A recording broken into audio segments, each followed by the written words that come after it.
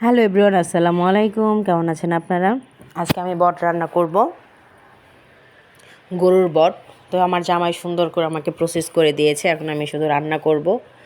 তো কড়াইতে আমি তেল দিয়ে দিলাম, তারপর এলাচ, দারচিনি, লবঙ্গ, তেজপাতা দিয়ে এখন আমি পেঁয়াজ, কাঁচামরিচ দিয়ে একটু ভেজে নিব।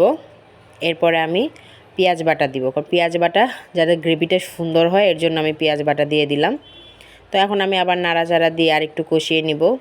তারপরে আমি এখানে আদা বাটা, রসুন বাটা আর লবণ দিয়ে দিব। তারপরে আমি আবার সুন্দর করে কষিয়ে নিব। আসলে সব কিছু কষানোর উপরেই ডিপেন্ড করে রান্নাটা, কারণ মশলা সবাই একই রকম মশলা দেয়, কেউ ভিন্ন দেয় না। তো এটা আসলে কষানোর উপরে ডিপেন্ড করে। তো আমি এখানে হলুদ গুঁড়ো, মরিচ গুঁড়ো, ধনিয়া গুঁড়ো, জিরা গুঁড়ো দিয়ে দিলাম। এখন আমি এটা ভালো করে আবার কষিয়ে নিব। এরপর আমি বটগুলো দিয়ে দিব। তারপরে আমি সুন্দর করে মশলাটা বটের সাথে মিশিয়ে নিচ্ছি।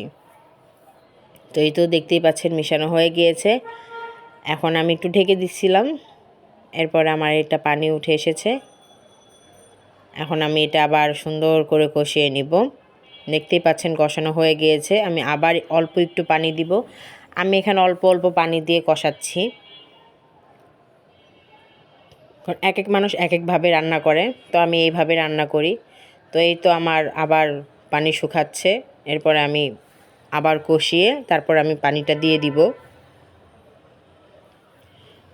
তো কার কার বট ভালো লাগে অবশ্যই কমেন্টে জানাবেন। আমার জামাই খেয়ে তো খুবই প্রশংসা করেছে, তার এত মজা লেগেছে, মানে অসাধারণ নাকি লেগেছে, তার সে পুরো ফিদা হয়ে গেছে, তার এত ভালো লাগছে। তো জামাই যদি এরকম প্রশংসা করে কার না ভালো লাগে বলেন। তো আমি একটু উপর দিয়ে জিরা গুঁড়ো আর গরম মশলা গুঁড়ো ছিটিয়ে দিয়েছি। আর এই তো আমার ফাইনাল লুক, একদম ইয়াম্মি হয়েছে, দেখতেই লোভনীয়।